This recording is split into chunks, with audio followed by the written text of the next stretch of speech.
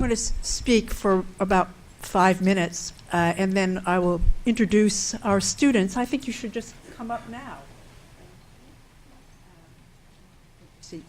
So let me do 3 things after I thank hugely, from the bottom of my heart, the many people who have contributed to launching this program, that is the Global Scholars Program, which worked at the Columbia Global Centers in Paris this past year at Reed Hall, and which now is entering into its 2nd pilot year. I, of course, want to thank Ken and Lee, Jean, Safwan Mazri, who's now picking up the torch, the extraordinary people at Paris, Bruna, Biobek, a very seasoned teacher and administrators here, and Malika Lacour, who set up the little school, the structure, which enabled us to work.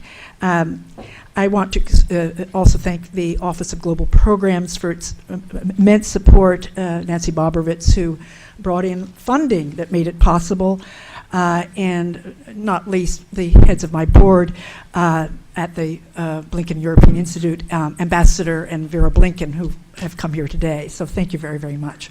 Thank you.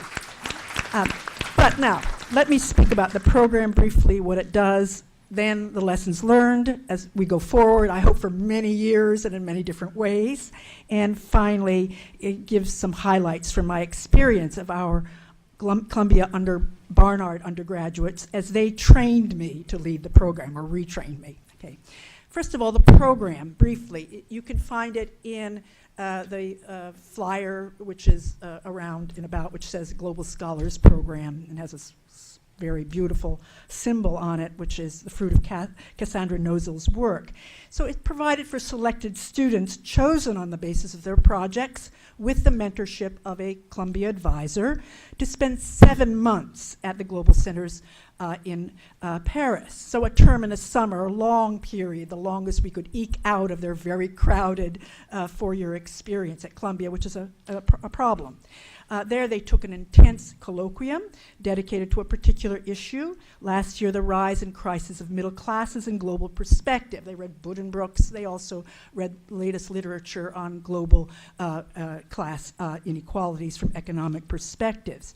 They participated in a workshop co-taught from the United States and France using new media dedicated to developing the skills they needed, including language training.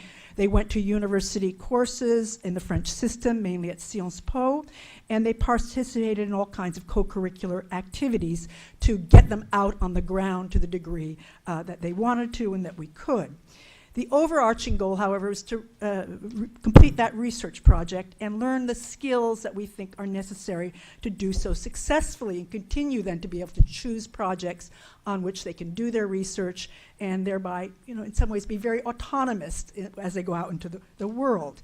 And these were presented in written form, and we'll have them on the internet, and defended orally with their advisors from Columbia, more or less present through Skype and email. And that is what they're going to be presenting today. Now, that's the plain version. Now you get the vision part. The program was conceived to immerse our students into another culture and to use that dislocation, that discomfort, to probe how other societies, other peoples, in Paris, in France, in Europe, how they grasp the global challenges that all of us face today. The program was designed believing that humanities, social sciences, broad term, the students in these fields need skills to make new knowledge and to communicate it. And these skills can be acquired with a particularly sharp edge if students learn them while doing their own projects in a kind of community, place in another sets of communities. This program is designed to recognize how hard it is to get into another culture. One needs languages, but also be motivated by an intellectual project of one's own, something visceral, which can be nurtured through a strong adventure on foreign terrain, your adventure. Okay. And this was very important because our students come from very diverse backgrounds, which they become aware of, though we agreed that more or less we were all middle class, except for a couple of bohemians, they'll speak up, and in various disciplines with many different interests, okay, range from ethnography to painter and visual arts. This program was designed to take stock that our students are going to be working flexibly in many different ways between the state, private sector, and civil society, and their futures call for them to marry the humanities and social sciences with all kinds of practices. So in the future, we're going to have humanists, medical doctors, social scientists, physicists, thinkers, humanistic lawyers, that's possible, and also social entrepreneurs. And our students are going to have to think and work outside the box to combine their skills and values with their careers. Now back to the program. This year on the rise and fall of middle classes, next year on global jazz, directed, taught by Robert O'Mealy, a leading figure in the founding of jazz studies in the United States, who wants to globalize his own work, and he wants to bring his students, our students, a different kind of group, we hope, who will be coming, learning French, and going into to Europe. You know, ideally, he, in his adventure, would bring them to start them in New Orleans, bring them to Cuba, Havana, go to Dakar, go to Johannesburg, bring them to Andalusia. Probably costs will mean less adventuresomeness, but that we'll have to take care of that in the future. So we want to attract to Europe students who might not normally go to Europe to learn the language. And the two earliest selected, one is a musician in electronic music who has Mandarin as his primary language and is learning French. Another is a Brazilian American with Portuguese who just finished her Middlebury immersion program in French. Lessons learned. It's hard to set up new programs. Universities are the most conservative institutions except for the Catholic Church. That's not me, that's Yehuda Elkanah and Hannes Klopper in their remarkable book, The 21st Century, Teaching the New Enlightenment in the Dawn of the Digital Age. It's a very interesting book. And we're easily disturbed by passion and risk, and we tend to rather adopt prudence and limited liability, and we have to work together to overcome these deterrents. It's hard to get into other cultures. Their tendency, because we have so many resources in some ways, to live in a kind of bubble civil society. And so it's very important that we not just reach out, that sounds already very patronizing, but we found many Europeans who said, that's great the way you're setting up this program. We have complementary resources. How could we collaborate together? How could we bring our students together to teach in something that's not just joint, but in a new kind of hybrid, something that would take off and maybe come back and then very much change Columbia's whole culture of teaching. Okay, related to that, then, there's no simple path here. 1,000 flowers bloom. We're welcoming today all kinds of discussion. That said, now, the proudest success is not mine at all. It belongs to our students. And let me just recall, before I introduce the students, some magic moments which will live with me, as they learned and as I learned from them. So, Liz Jacob, once she had identified her project, Francophonie, on her own initiative, attending a history forum we had at the center, on French colonialism, aglow at meeting and exchanging views with a scholar whose work she deeply admired. Then, recently, that she had applied for a Fulbright to go to Senegal because she says she's learned how to do a research proposal.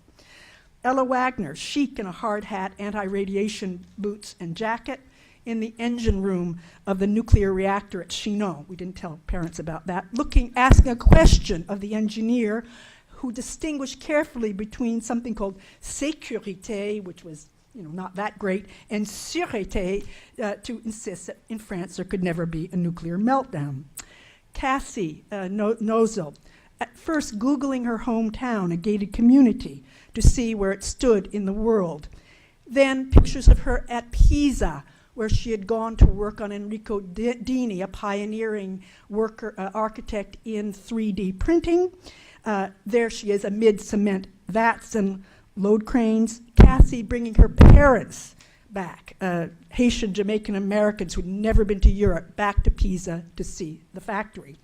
Nicole Douan using Columbia best practice to poster for the World Bank economist Branko Milanovic, going to see Science Po and the American Church, and turning out a good crowd for Milanovic at the Global Center. Emily Arson on the hunt for data sets to discover as a college junior how differently the French keep data from the Americans, a discovery that many social scientists take years to verify. Isaac Santos, who to my mind was peerless, getting a harsh, very good critique from his Columbia advisor that he had to get in the archives and work harder. Matt Grumbach, on the ground, out in French society, his French vastly improving, conducting oral interviews with very, very diffident shopkeepers. Carolyn Tatum from New Jersey, a roamer who visited more countries than I dare to know, finding her subject in Dublin, Ireland, Photo Ireland, the Arts Festival, thereby combining her interest in ethnography and the love of visual arts. Gabriela Romanos Abi Habib, who managed to get herself an apprenticeship at the big building corporation she was studying, Solidaire, so she could on the ground study urban renewal problems in Beirut. I present them now to you. You present yourselves. We've set this up in kind of sets of engagement. The first three will be speaking to questions of cultural production, innovating culture and technology. Then three will speak about problems of cultural production, and then our last three, engaging with place. Thank you.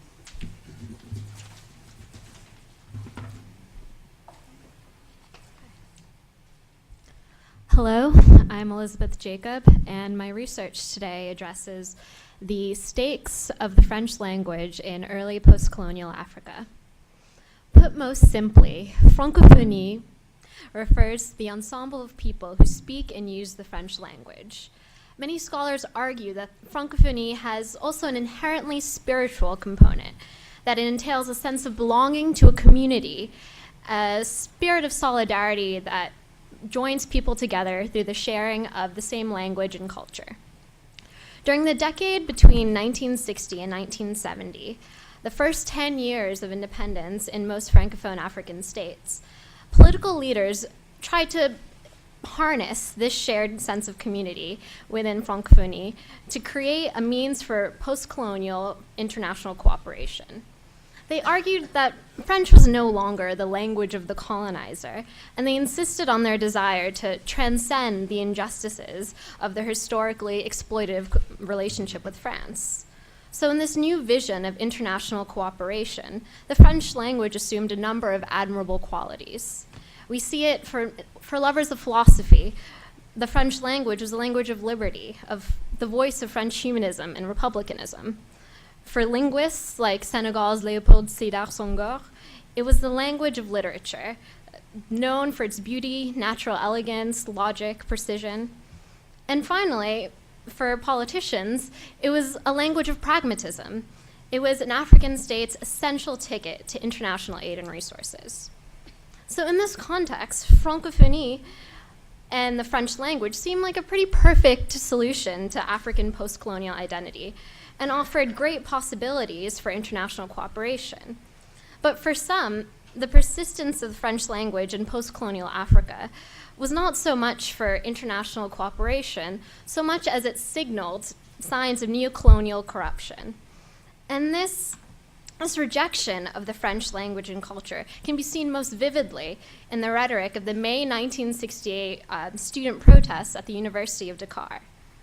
Protesters saw the persistence of the French language in the Senegalese public sphere as a symbol not of international cooperation, but of continued French imperialism. And its domination of the Senegalese university system was simply another sign of Senegal's incomplete decolonization. So to resolve this excessive Frenchness of the public space, they promoted an Africanization of governmental and educational institutions in order to better emphasize the value of the African personality. In my paper, I argue that late colonial and early post-colonial notions of African identity were marked by profound ambivalence toward francophonie. Supporters of francophonie saw value in continued relations with France, a value that trumped the pain that is generally associated with the French language and culture.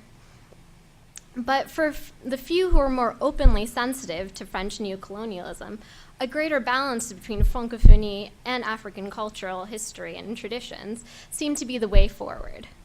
Feelings about French colonialism then significantly shaped African linguistic identity, pushing citizens to make conscious decisions about the degree to which the French language should figure into the public sphere.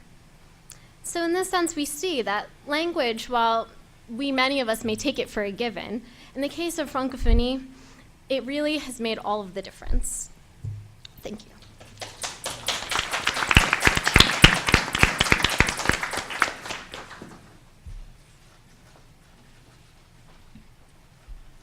Hi everyone, I'm Ella Wagner, and my project is entitled The Personalist Historical, Teaching About Women in the New Europe. So stated in the simplest terms, my project investigates the link between the teaching of women's history and European integration, considered in the light of an American example.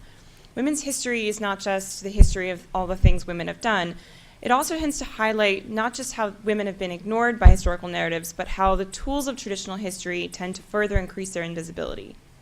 One of the major goals of women's historians, and the one that I've examined most closely in this paper, is to revise how women are presented in history classrooms at all levels of education.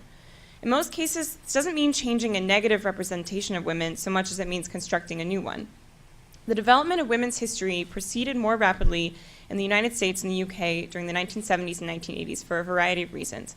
But during the 80s and 90s, a few factors began to prompt its growth in Europe. Stated simply, a stronger push for a more comprehensive social policy in general, intended to foster what is termed a European identity, began within the formal frameworks of European integration. At the same time, a network of feminist and women's studies scholars was forming in Europe, its members connecting with one another through international scholarly and academic channels. My research investigates the point at which these two concepts, women's history and European integration, intersect. I found generally that European women's studies scholars were able to take advantage of the climate within the EU and the funding and formal frameworks it established to make international connections, then use these connections to encourage the development of women's history and women's studies degree programs in European universities. To come to this conclusion, I looked historically at the development from the late 1980s to the mid-2000s of a few European organizations that received EU funding for the promotion of women's studies and women's history. Secondly, I analyzed teaching materials for American and European women's history, studying the different methods and strategies they advocate for the classroom and looking for the deeper projects that underlie those strategies. I found that while American materials generally focus on integrating women into the traditional narrative of American history, European women's history educators are engaged in a more nuanced project. They have struggled to distinguish themselves from American and British voices as unique, diverse European voices. And European feminists have used the structures of European integration to justify and to promote their work. They view women's studies as a useful tool not only to reveal women in a new historical narrative, but also to understand some of the difficult problems that Europe grapples with in the process of integration, particularly the immense diversity that exists within it. Thank you.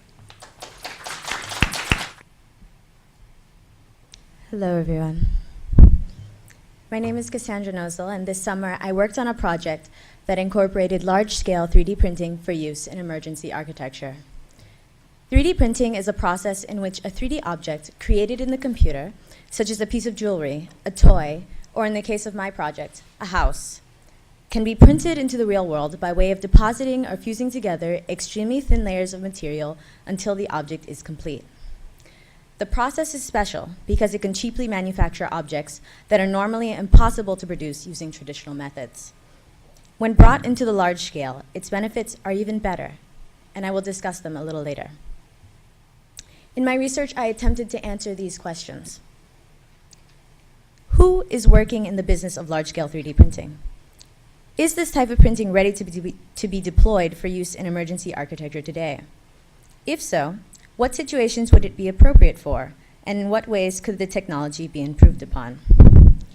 In my studies abroad, I found that there were 4 organizations working towards the betterment of this technology. Of these 4, however, it was Enrico Dini's machine that I concluded was the most advanced option. Enrico Dini, Italian inventor of the D-shaped printer, has created a machine that prints giant structures using sand and a magnesium-based binder. The result is a synthetic marble structure that has the same properties as its natural counterpart.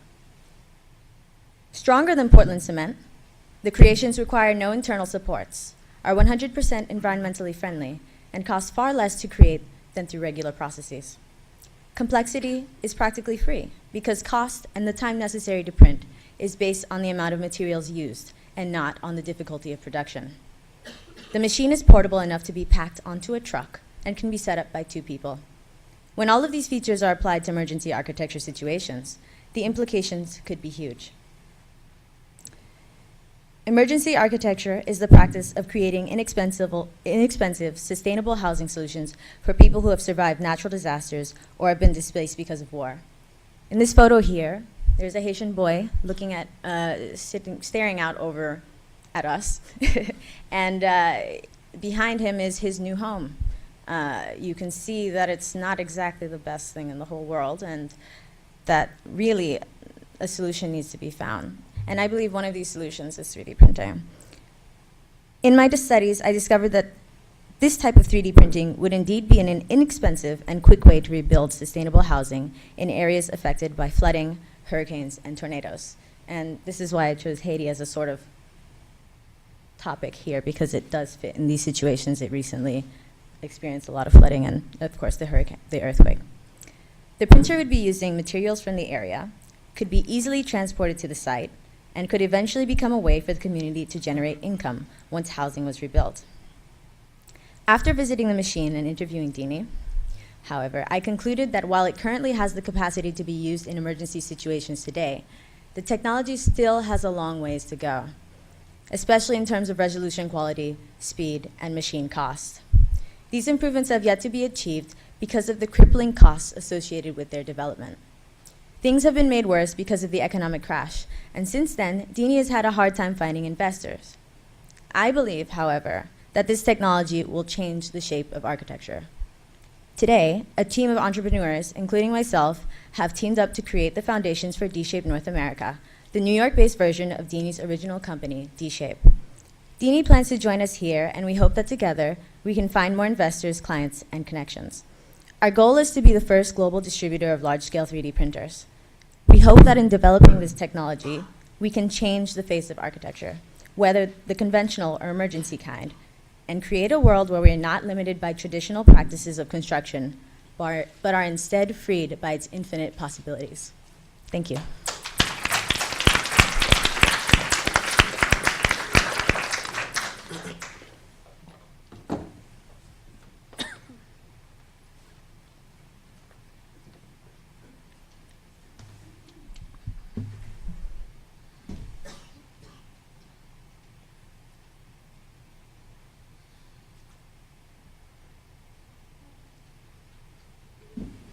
Good afternoon. I'm Isaac Santos, and I'm a student of art history. And my project dealt with Magicien de la Terre, which was an exhibition in 1989 mounted in Paris. However, more than just an exhibition, I use it as a lens to analyze our contemporary art world today in its globalized state. So, just as President Bollinger has just stated, globalization is here to stay. So, how does our economic globalization influence our cultural production, particularly in respect to the art world? As we can see with Magicien de la Terre, it was an exhibition that had global reach. It brought together 50 artists from the West and 50 artists from outside of the Western area, that being Africa, Asia, Australia, and Latin America. Split between the Centre Pompidou and the Grand Hall at the Parc de la Villette, Magiciens was a very controversial exhibition. That being because seeing artists like Hans Hacke, whose work here, One Day Rejoicing, Lions of Sweet September, Spitwater, alongside artists like Sherry Samba, was admittedly very stark, and it caused an uproar of both positive and negative reactions. While the exhibition was criticized for an almost neo-primitivist portrayal of non-Western artists, it was also heralded for its innovative proposal of contemporary art as multiple in location, form, and character. The exhibition, one of the main criticisms was that it decontextualized the artwork. For example, here, Sherry Samba's work, an artist from the from the Congo, when brought to France, could not be read in the same way that it was read in Congo. So the displacement from one paradigm to the other left what Frederick Jameson calls a play of surfaces to dazzle the dominant eye.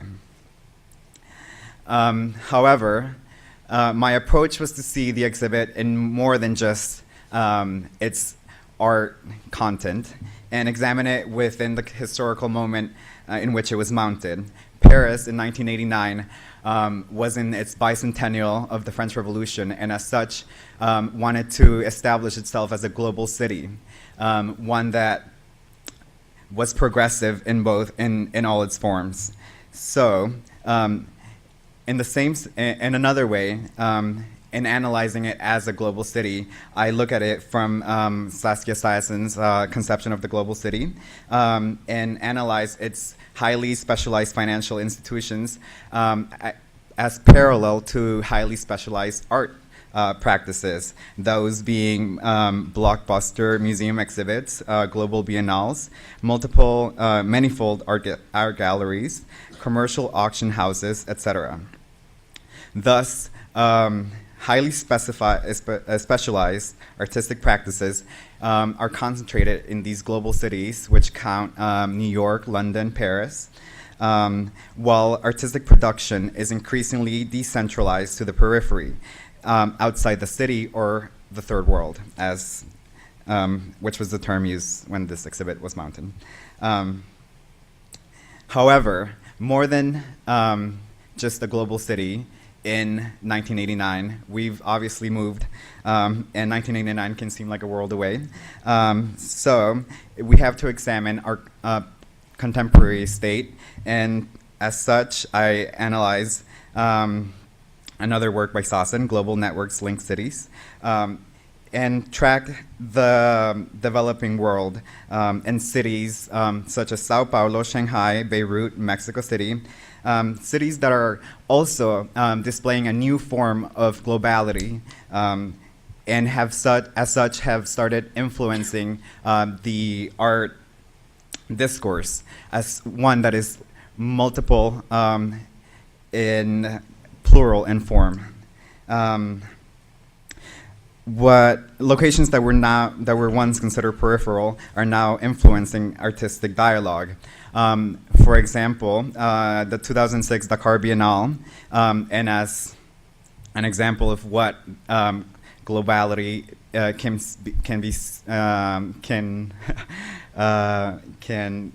like its form, what form it can take in a global city. The 2006 Dakar Biennale was mounted by an African curator, specifically exhibiting only contemporary African artists and from the diaspora as well. This exhibition, while local in form, can be transformed to cities like Paris, in which it can be seen as an example of a local form of art in a global context. Thank you.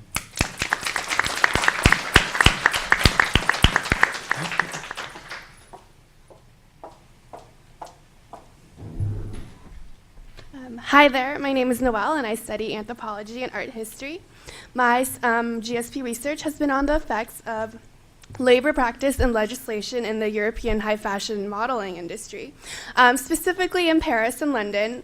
So now when you think of high fashion, what high fashion models do, I know you're probably thinking about receiving lucrative paychecks for looking beautiful. You probably don't think about eating cotton balls dipped in juice to lose weight, dropping out of school at age 13 to travel across the world without your parents, and getting paid $100 total for photos that will appear in Vogue, a magazine with a revenue of $92 million per issue.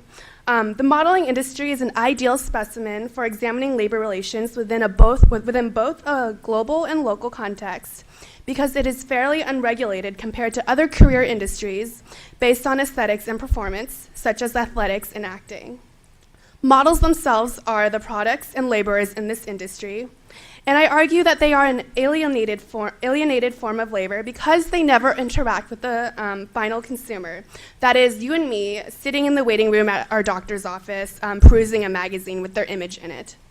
Models must commercialize their bodies in order to be marketable, desirable, and appealing to the consumer. Consequently, they are easily objectified, dehumanized, and are at risk for exploitation. I collected most of my research through ethnographic research. I interviewed and observed the lives and interactions of models, magazine editors, and model bookers in both Paris and London.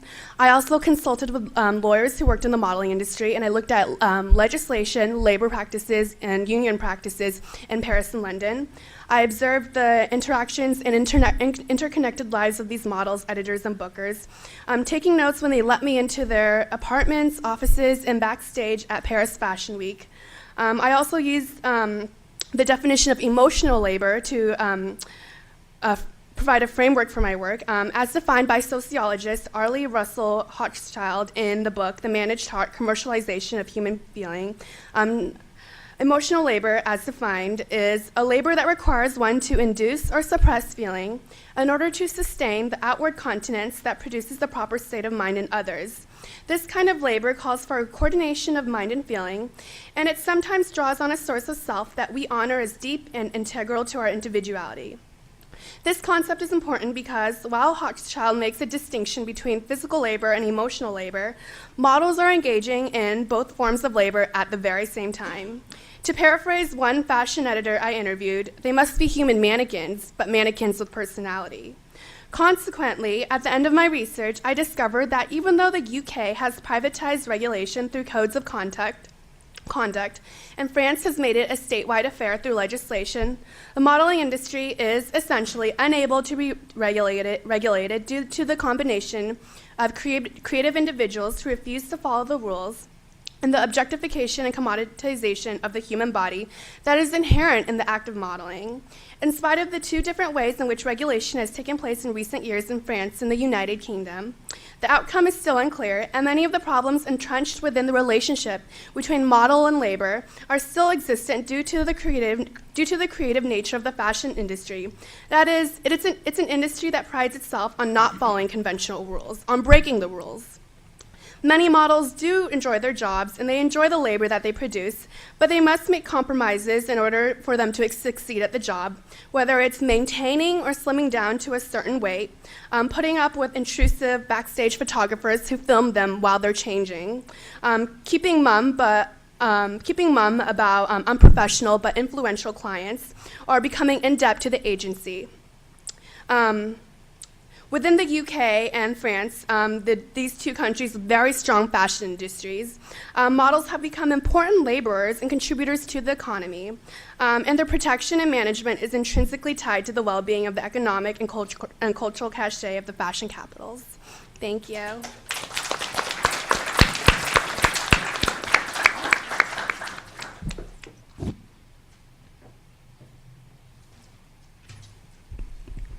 My name is Caroline Tatum, and I've recently returned from studying contemporary Irish migration in Dublin. I knew before I embarked on my semester with the Global Scholars Program that I was interested in how young people experience cultural identity in an increasingly globalized world. But it wasn't until I traveled to Ireland on my spring break that I realized that Irish immigration right now is so relevant to this subject, especially since the country has a long history of migration and has recently been affected by global forces. Many young people I met traveling were quick to share their plans for emigration, and it seemed that no one in the country had been unaffected by it at any age. I returned to Ireland in July and stayed in a hostel in Dublin for 10 days, where I was surprised to find a flexible community of aspiring immigrants searching for positions to improve their English or career prospects before returning to their home countries.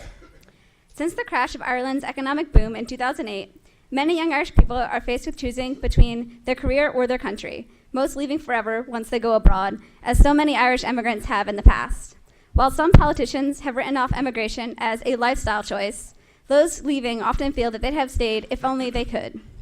Rather than the quaint, old-world field that is portrayed by the tourist industry, many Irish people feel that authentic Ireland is disappearing, disembodied perhaps, while the image remains. Struggling to learn their preserved language and culture, young people lose confidence in their abilities to learn foreign languages or adapt to very different cultures, limiting their overseas options to faraway places like Australia and Canada, which make it more difficult to remain connected to those who they leave behind.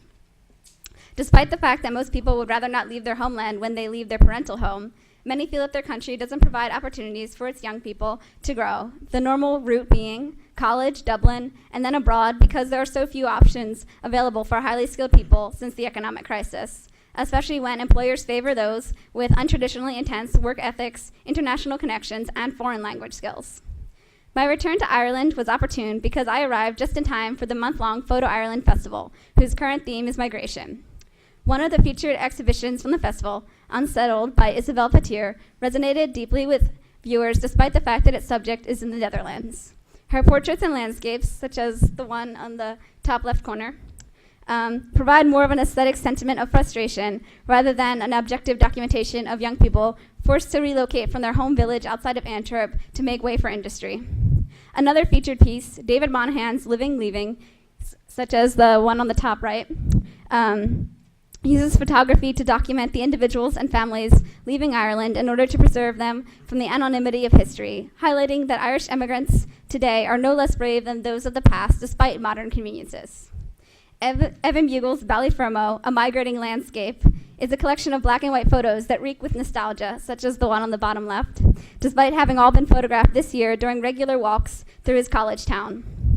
Other pieces, like Alva Greeny's A View is Where We Are Not, encourages one to think critically about the role of technology in making international families and relationships possible, as well as the arbitrariness of location versus self-identity at home. For example, the photos on the bottom right. The festival highlighted that despite the heavy impact of globalization on Ireland, the struggles of Irish people are facing are not unique, considering that there are more migrants in the world today than ever before. Whether or not one is an Irish immigrant, people live disconnected from their physical environment, meaning that with globalization, nationality is experienced much as an image, an imagination or imagined nations. Thank you.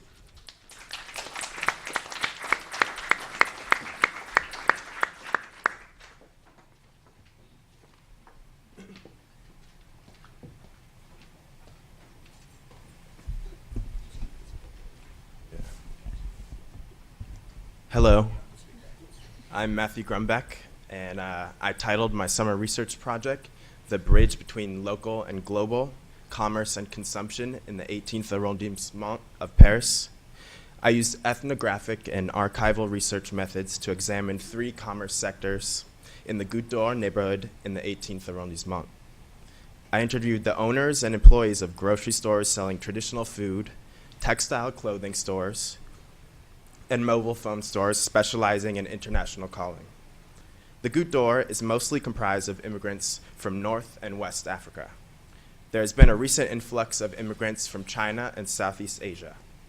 Though this diversity is not what distinguishes the Goutte d'Or from other Parisian neighborhoods. Rather, it is the concentration of specialized commerce that defines the neighborhood. During the day, people from across Paris, most from the northern banlieues, come to the Goutte d'Or to work and shop. This has been a consistent trend for decades. All the people I interviewed that worked in the Goutte d'Or did not live in the neighborhood. The commerce in the Goutte d'Or generates traffic relations that define the neighborhood's social dynamics. There are structural explanations for the large flux of workers and consumers entering the Goutte d'Or, which have to do with the relegation of the poor and immigrants to the peripheral banlieues. While keeping in mind the question of scale, I analyzed how the flow of labor and exchange between the banlieue and the Goutte d'Or reified global flows of migrants and goods. Recent reports from the Chamber of Commerce and Industry of Paris have identified the Goutte d'Or as a center of specialized commerce, comparable with established shopping areas like Les Halles. Despite this formal recognition, the Goutte d'Or still retains a marginal status. The neighborhood is frequently described as foreign, even an exotic urban space. Despite that, the commerce is very much grounded in the local. Most of the shops and stores are independent and often family-run. Émile Zola's novel L'Assommoir helped me consider the liminal position of the Goutte d'Or in contemporary Paris. The novel is set in the Goutte d'Or during the Haussmann reconstruction of Paris under Napoleon III. While the neighborhood became more accessible and connected to the center of Paris, the Haussmann renovations seemed to heighten residents' feelings of marginalization in relation to the growing Parisian bourgeoisie. The Goutte d'Or became a blemish in the landscape of luxury. Residents felt they were besmirching a refurbished Paris. I wonder about the legacy of marginalization today, especially when the public discourse often views multiculturalism and French identity in an oppositional manner. Thank you.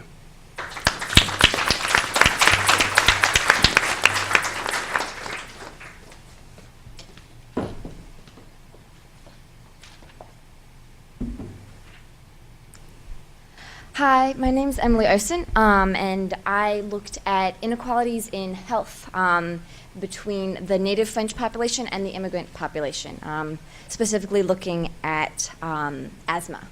So a lot of research has been done in the United States and Canada looking at this immigrant health paradox, which states that despite having lower socioeconomic status, immigrants actually report having better health than the native population.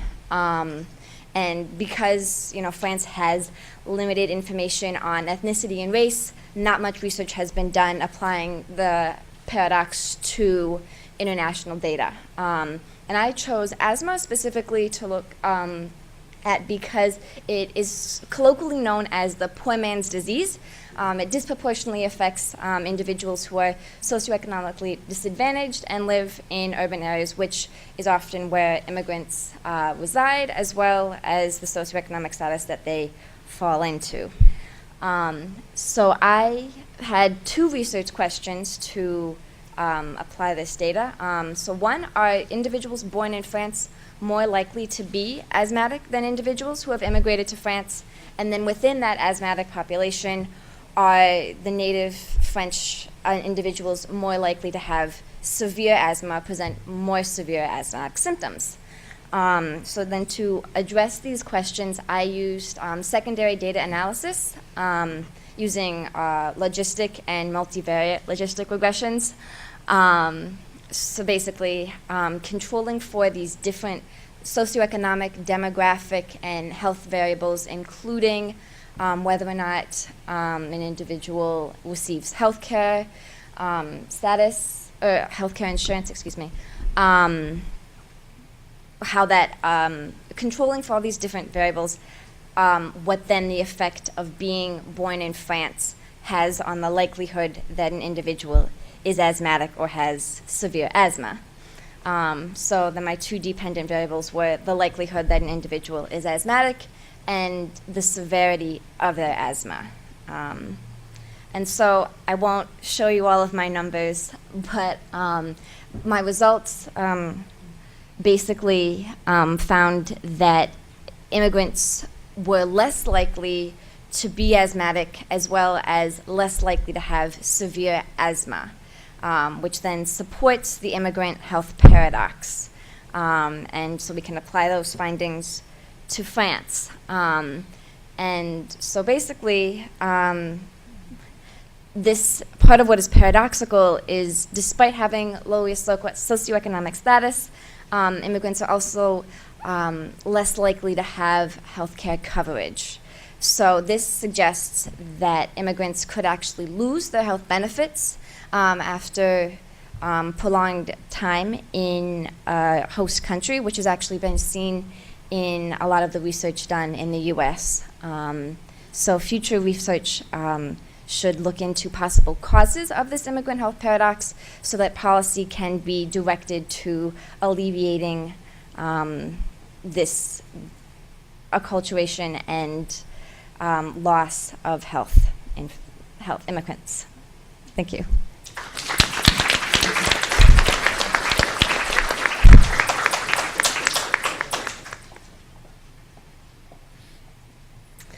Okay, so hi, my name is Gabriela Romanos Habib, and the paper I'm presenting today is entitled Reconstructing the Heart of Beirut.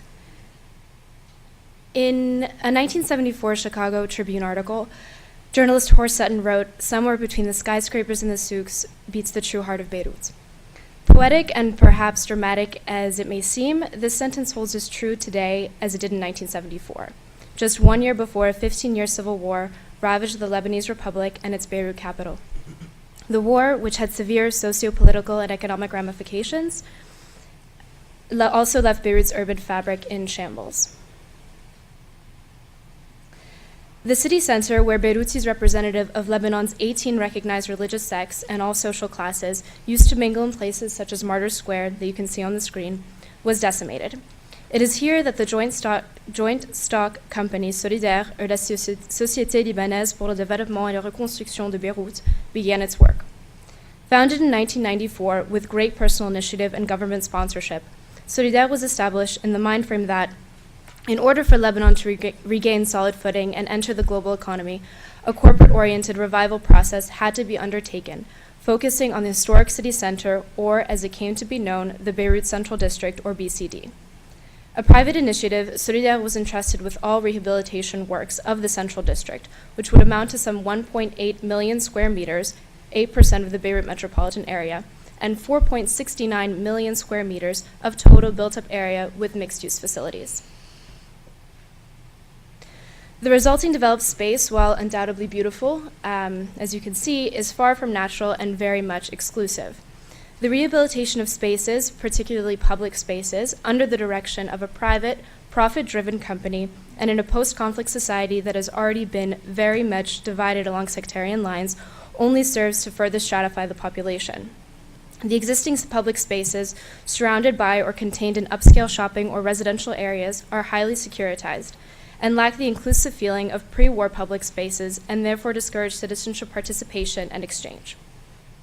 Through an examination of the consequences of the privatization of public space and the resulting urban fabrics and architectural and sociological consequences, my paper explored the ways in which the rehabilitation of the BCD was a failed chance to promote social cohesion following the Civil War.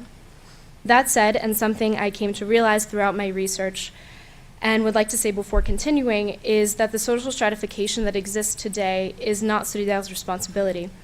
Solidaire and private initiative stepped in when the government was incapable of doing so, and as such picked up a significant amount of state functions in the process. Described as the most significant urban development undertaken in the 1990s and in the Middle East, development which is impressive even by today's Emirati standards, the rebuilding of the BCD is executed through Solidaire's master plan, which recognized the schematic value of the city as heart, focusing on the historic core of the city. In considering the rebuilding of the BCD, many reference the issues of continuity and discontinuity, unity and segmentation, and centrality and decentrality. These larger headings reference historical tradition in the built environment. Corporate scale in one company being made responsible for an entire project, and lastly, the significance or lack thereof placed on community and the repercussions of focusing on only one area of an entirely decimated city. Some refer to Solidaire's work as a state-sponsored amnesia, as it seems to skip over much of Beirut's most recent past. While beautiful spaces have been created, they do nothing to encourage citizenship, interaction, or participation, where an acknowledgement and knowledge of an other can greatly contribute to social movements and politics. Lack of exposure pervades, encouraging fear and partiality fostered by segregation. The urban reality in Beirut is it ends with the planner of Beirut. The largely commercial spaces encourage patrons to think of themselves as customers rather than as neighbors participating in city experience. As academic Joseph Nussad pointed out, undue emphasis was put on physically suturing the torn city rather than on socially and economically suturing the torn people, and above all, breaking down their mental walls.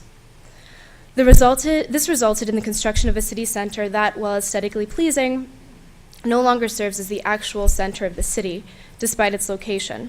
Rather, just as the area did during the Civil War, it has become a space that rests simply between East Beirut and West Beirut, between Christian Beirut and Muslim Beirut, that is frequented by the privileged because few other feel at ease in this new but historically rich place. The problems that caused and persisted throughout the Civil War some 37 years ago plague Lebanese society still today. Segregation, fear, and distrust of the other, and socio-political depravity among them. While many have spatial facets and are certainly most visible in this same context, it is vital to note that their source is rooted in the economic, political, and social spheres. Because these issues are exacerbated by urban planning that is lacking in social consciousness, there is no doubt that long-term solutions include or even require the repossession of public spheres and common spaces that encourage new forms of engagement and of encounter. The Central District as a public space of energy, of uneasiness, of chaos, and of motivation, a move away from the highly managed and predictable spaces that exist today, should be encouraged. Maybe then, citizens will reflect these tendencies in the ways they interact with each other, with their government, and with the larger global community. Thank you.